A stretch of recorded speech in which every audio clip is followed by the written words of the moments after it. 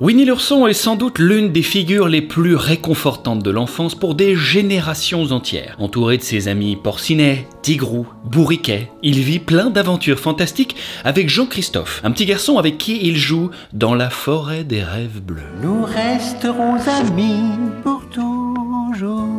Et si notre petit JC avait décidé de quitter la forêt pour vivre sa jeune vie d'adulte, en laissant donc derrière lui ses amis de la forêt qui l'auraient, genre, super mal pris? Il y a quelque chose qu'il faut que je te dise. C'est quelque chose d'agréable? Non.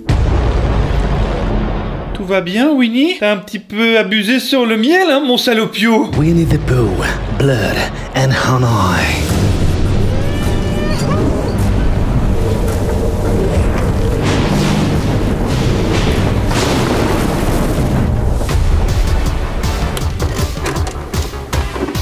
C'est un vrai film, hein, que je vous raconte là, c'est pas genre un sombre projet, non. Le film est sorti il y a 2 ans. Le tournage n'a d'ailleurs duré que 10 jours, avec un budget d'environ $100 000, et on a rapporté quasiment 8 millions. C'est bon pour vous? Le film commence avec le petit Jean-Christophe, qui revient avec sa fiancée, tout heureux de lui présenter ses amis d'enfance après avoir dû partir pour suivre ses études. Bah, il y a un moment, faut juste vivre dans la vraie vie, en fait, je sais pas. Il est comme tout le monde, Jean-Christophe, il est comme nous. Alors certes, il sait inventer des amis avec des animaux jusqu'à un niveau quand même plus, oui, c'est vrai, il faut le dire. Enfin, ça reste un humain. Sauf qu'il découvre qu'en son absence, Winnie et Porcinet ont été tellement vexés de son absence qu'ils ont bouffé le pauvre Bourriquet, le mec, et quitté la forêt pour redevenir sauvages. Ah bah merci, donc même dans l'horreur, j'ai pas le droit de briller, c'est ça? Ciao le petit tourson tout doux, hein, et place au slasher sanguinaire qui va trauma bien comme il faut notre ancien petit garçon. On était amis, si j'avais su, je vous aurais jamais laissé tout seul. Ah bah oui, mais fallait peut-être pas les abandonner en plus, tes amis d'enfance, enfin, j'y sais, c'est... Chien... Là, t'es bien là? T'es sûr, hein? Allez, j'y retourne, hein, d'accord? Voilà, on n'est jamais trop prudent. Oui, c'est ma peluche de quand j'étais petit, et alors? Vous voulez la voir, c'est ça, hein? Bon, je vous la montre. Voilà, C'est ma peluche de quand j'étais petit. Ça va, c'est bon, on l'a vu? Bon, allez, on peut continuer maintenant. voilà, désolé. Hein. Ils sont d'une curiosité maladive. Lors de son annonce, le film a été cité dans plusieurs articles comme l'un des films d'horreur les plus attendus de l'année et s'est maintenu régulièrement dans le top 10 des films les plus populaires sur IMDb. Mais la question que vous vous posez tous, c'est comment Winnie l'ourson, l'une des icônes de Disney, a pu apparaître dans un film en train de planter un couteau de boucher dans la caboche d'une meuf à moitié à poil? C'est ça que je veux savoir en fait. Mais moi aussi, je peux m'amuser, moi aussi. Eh bien tout cela a pu voir le jour grâce à 3 choses. La première, et la plus importante d'entre elles, hein, puisque c'est elle au passage qui va servir de feu vert pour tous les films d'horreur dont on va parler aujourd'hui, concerne une loi américaine. Qui dit quoi en fait? Qui dit qu'une œuvre, quelle qu'elle soit, entrera dans le domaine public 95 ans après sa première publication. Pour les œuvres plus récentes, donc après 1978, c'est généralement d'application 70 ans après la mort de l'auteur original. Du coup, qui dit domaine public dit que n'importe qui peut utiliser l'œuvre sans demander la permission à qui que ce soit, du moment qu'il s'agit bel et bien de l'œuvre originale concernée, et pas une version protégée par une autre société quelconque. L'œuvre originale Winnie l'ourson, dont Disney a acquis certains droits pour en faire leur propre version dans les années 60, est tirée d'un texte original de l'auteur britannique A.A. Milne, publié en 1926. Ça, c'est la première. La deuxième, c'est que le Rhys Frake Waterfield, le réalisateur, scénariste, producteur du film d'horreur Winnie l'ourson, a été super vif. Janvier 2022, Winnie l'ourson tombe dans le domaine public. 4 mois plus tard, le mec est en tournage et sort son film en février 2023. Comment tu veux être plus efficace? Et pour terminer, la troisième et dernière raison, c'est que même si légalement Rhys était dans son droit, en faisant bien attention de ne rien utiliser de la version de Disney, la réalité c'est que c'est un tel mastodonte qu'ils auraient très bien pu l'embourber dans des attaques juridiques gratos sans fin, ne serait-ce que pour le décourager de sortir quoi que ce soit. Mais il s'avère qu'ils ne l'ont pas fait. Et c'est assez rare pour une société comme Disney, qui se veut en général ultra protectrice de l'image de ses œuvres. Hein. Je me demande même si mes parodies les auraient pas un petit peu attendries. Dis-moi, Rhys, va falloir qu'on parle, là? Va falloir qu'on discute? Oui, mon coco. Vous vous en doutez, le gars va pas s'arrêter après un tel succès. 2 ans plus tard, il sort la suite de l'ours sanguinaire dans Winnie l'ourson, du sang et du miel.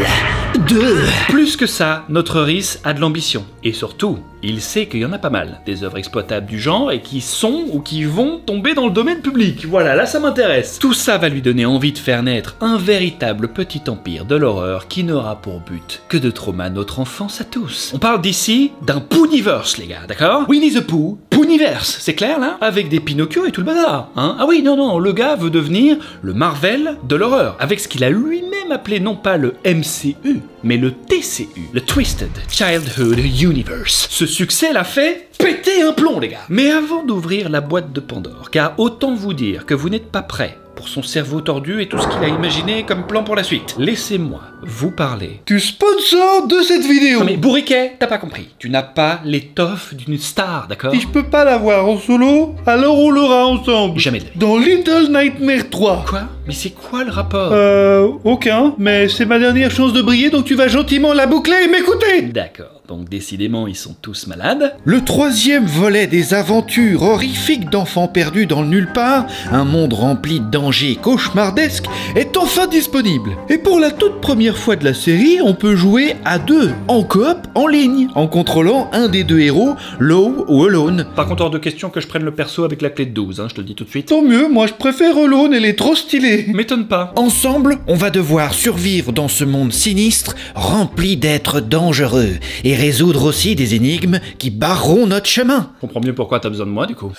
S'il y a des boulons qui barrent notre chemin, tu vas avoir besoin de moi, hein. C'est jouable en solo avec un personnage contrôlé par l'IA ou... Ah oui, bien sûr, ceux qui Non mais si je joue, c'est pour le platiner, d'accord? Les deux premiers volets ont été acclamés par la critique, et ce troisième compte bien faire pareil. D'ailleurs, tu peux totalement y jouer sans avoir fait les précédents. Alors si tu sais pas quoi faire ce soir, sors ta manette et aventure-toi dans le nulle part. Bon, de quoi j'allais vous parler avant que l'âne foutu nous dérange? Ah oui, avant de revenir sur le TCU, il y a d'autres films d'horreur qui semblent être sortis tout droit de l'Upside Down de l'enfer Disney. À commencer par le plus iconique d'entre eux,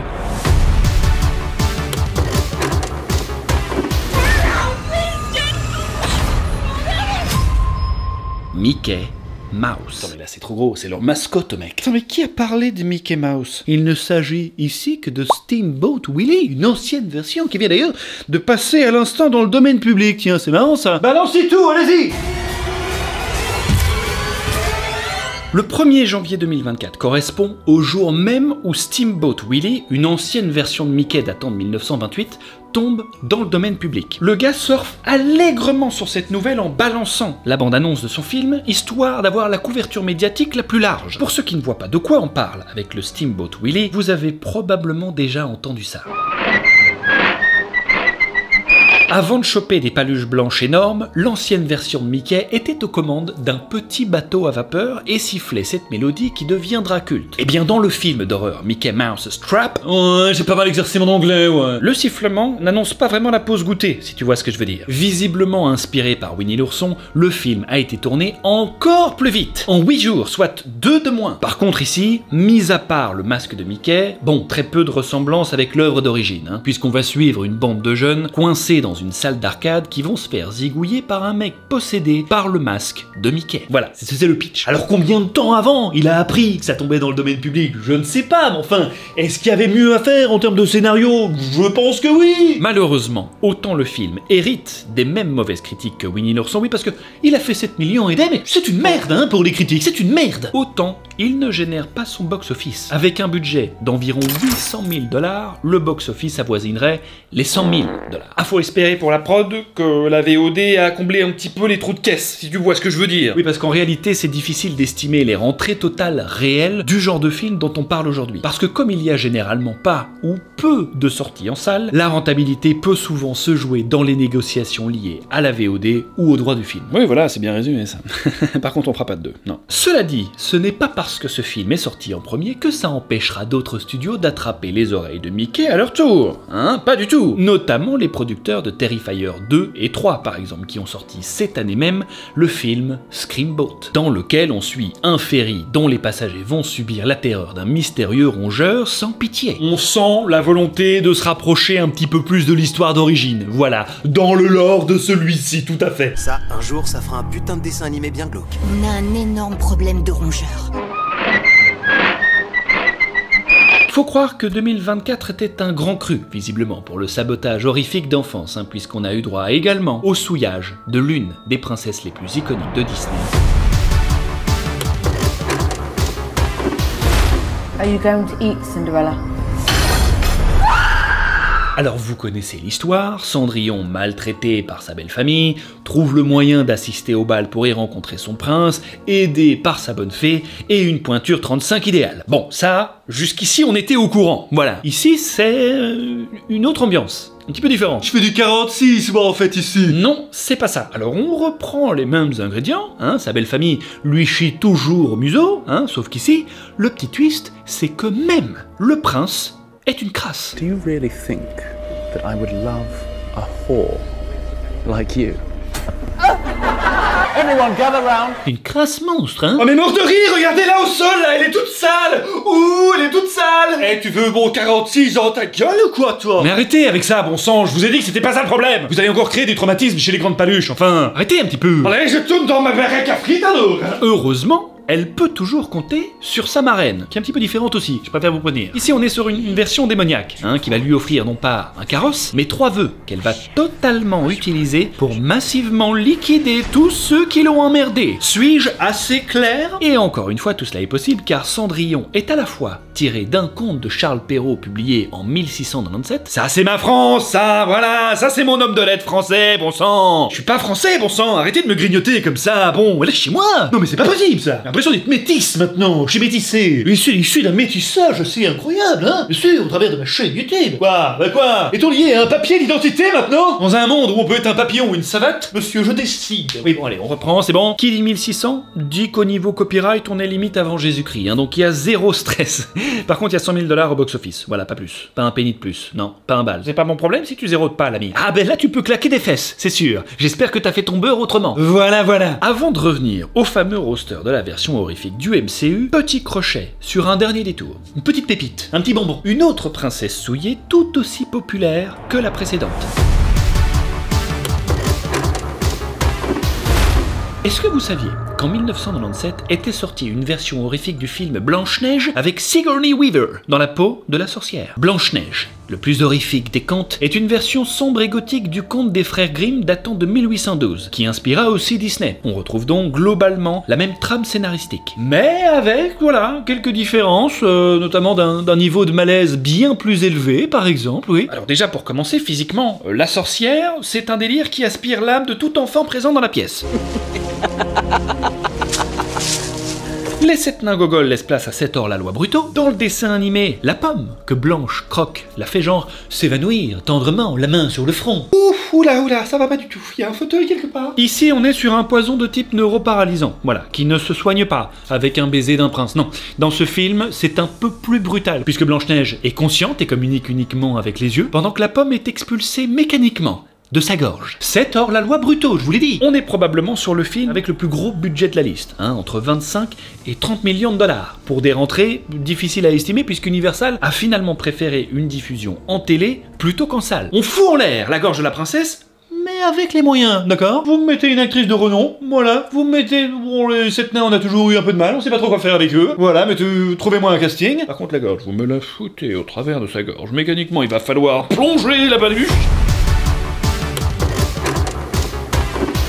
Bien, maintenant, si vous voulez bien, revenons au client le plus intéressant de cette liste finalement, puisqu'il se positionne tout bonnement avec sa boîte de production Jagged Edge Production comme votre ruineur d'enfance officiel, Rhys Frake Waterfield, qui nous a pondu en début de vidéo Winnie l'ourson, du sang et du miel. C'est un nom de réalisateur très compliqué, hein. Avant d'écorcher l'enfance de tout le monde, on a probablement dû écorcher 1 ou 2 fois son nom, quoi. C'est un petit peu ça peut-être l'origine. Il a pondu son 2e volet en 2024, qui s'impose donc comme une année définitivement exceptionnelle, hein. Enfin, quand je dis exceptionnelle, on s'entend, hein. Attention. Et cette fois, il ne revient pas seul, les amis. Enfin, mon attente aura payé. T'es mort, bourriquet, d'accord? Quoi? Comment ça, mort? Genre, décédé? Winnie et Porcinette ont bouffé dans le premier épisode, tu comprends ce que ça veut dire? Ah bah flûte alors, j'avais oublié. This is my time to shine.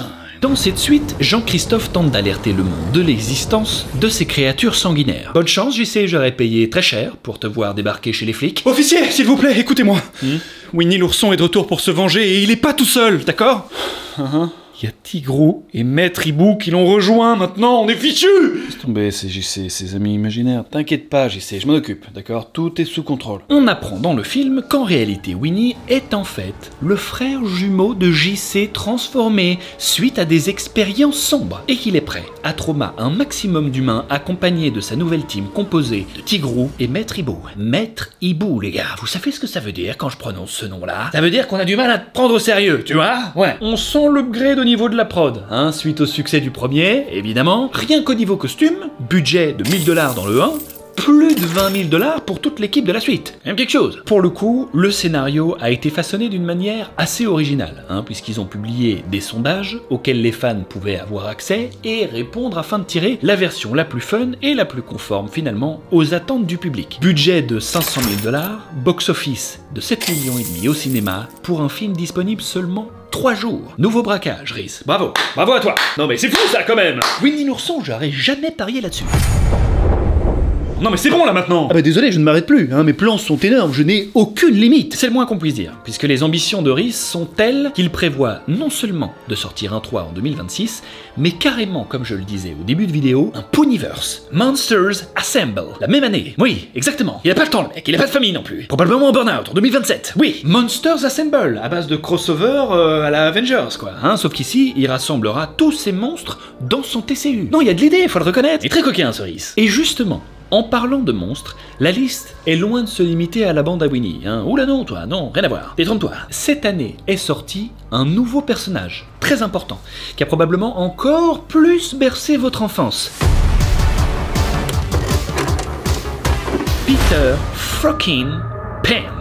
Et Coco, Peter Pan, voilà, je vais essayer de le faire en anglais, en plus je me suis chié donc on comprend rien, je suis obligé de me reprendre derrière, ça va pas du tout. Dans cette version tout droit sortie des enfers, Peter Pan est un kidnappeur psychotique aux allures du cousin du Joker qui séquestre des enfants dans son pseudo-pays imaginaire, transformé en cauchemar sanglant. Sa poussière de fée n'est plus un enchantement, mais une drogue qui les maintient tous sous son emprise. La fée Clochette, brisée et dépendante, n'est plus qu'une victime, tandis que Wendy ne s'approche de Peter que pour tenter de libérer son petit frère, retenu prisonnier. Ah, c'est une ambiance un poil plus lourde, c'est vrai. Il n'y a plus d'histoire de tu t'envoles, c'est terminé.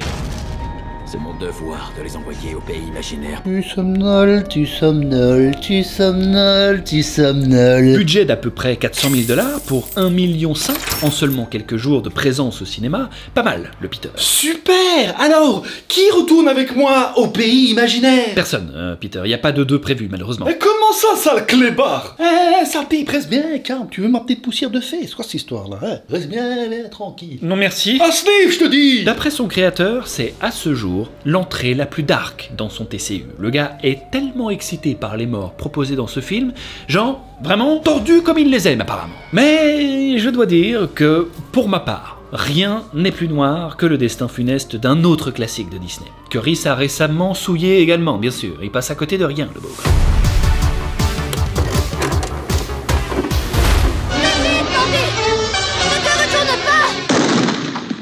Un cerf slasher dans un film d'horreur. Mais oui, mes amis, bien sûr, vous avez bien vu.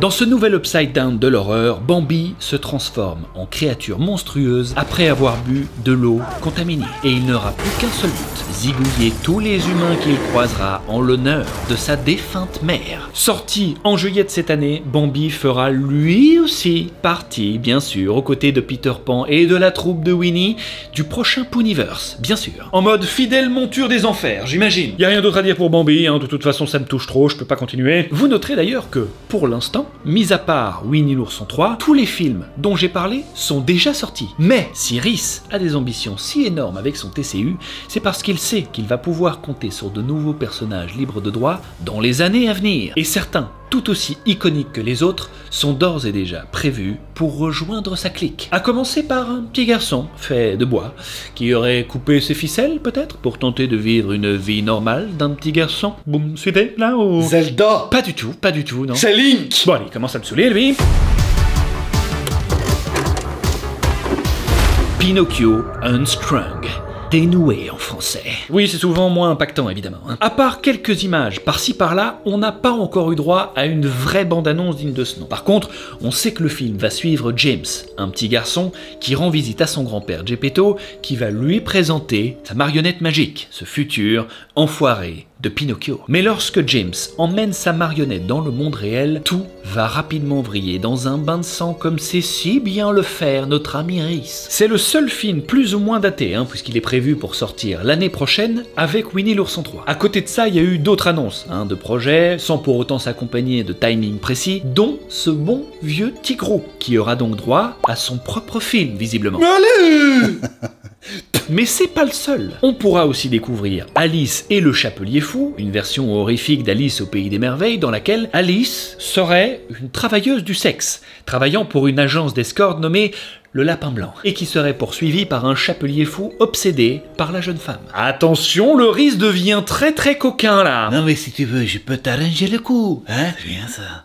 Par contre, tu me l'esquintes pas, avec ta gueule là, t'as parlé tout à fait net, et je peux pas te mentir, dans les rendez-vous. On retrouverait également une certaine Mary Poppins qui serait transformée en une délicate kidnappeuse. Voilà. Une de plus. La Belle au Bois dormant, Blanche-Neige ou encore Tarzan feraient eux aussi partie des plans. Non mais je vous le dis, le gars voit grand. Une chose est sûre, on pourra retrouver un paquet de tordus dans le fameux Ponyverse que prépare notre réalisateur assoiffé de trauma, toujours prévu pour 2026 au passage. Et je ne vous cache pas que même moi, ça m'a donné envie de voir ce que ce foutoir va donner. Il nous fout en l'air, ça c'est sûr, mais on peut pas dire qu'il chôme. D'ailleurs, quand on regarde les prochaines œuvres qui tomberont dans le domaine public prochainement, il y a un bel avenir qui s'offre à lui. Il pourra, par exemple, je te donne des idées, Rhys. Des idées gratos. On a plutôt, les gars, libre dès 2026. Je sais pas, moi, un clébard qui décide d'assumer de marcher sur ses deux pattes arrière, par exemple, comme un humain, et tabasser ses maîtres pour la pâtée dégueulasse qui lui sert depuis des années. Qu'est-ce que t'en penses, Rhys? Dis-moi. Vous l'aurez entendu ici, si ça prend lui. Petit Boop, libre aussi en 2026. Rien à voir avec Disney, mais enfin, ça l'empêche pas de bouffer à tous les râteliers, y a rien qui l'en empêche. Babar, 2027, qui pourrait, je sais pas moi, taper son meilleur costume vert pour devenir mafieux, qui raquette ses rivaux à coups d'énormes cacahuètes. Par exemple, j'invente, je ça me vient comme ça, je dis ça comme ça. Donald Duck, 2030, le canard qui charcute enfin tous ceux qui se sont moqués de sa façon de parler. Non mais pardon, mais c'est du pain béni que je te donne là, Bref, si vous n'étiez pas au courant de ce qui se tramait dans le monde de l'horreur, maintenant, vous l'êtes. Alors j'espère évidemment que cette vidéo n'a pas foutu en l'air de trop vos souvenirs d'enfance parce que c'est loin d'être fini, vous l'aurez compris. Et voilà qui clôture cette vidéo les amis, j'espère qu'elle vous a plu, dites-moi tout en commentaire, likez cette vidéo si c'est le cas, évidemment. Merci à Bandai Namco d'avoir sponsorisé cette vidéo avec Little Nightmares 3, déjà disponible, je vous le rappelle. Si vous ne savez pas quoi faire ce soir, maintenant vous savez également. Quant à nous les amis, on se retrouve vendredi prochain pour un épisode assez spécial. Je dirais que c'est un épisode surprise, voilà. Je peux pas vous en dire plus. Rendez-vous vendredi prochain. D'ici là, portez-vous bien et à très vite. Ciao.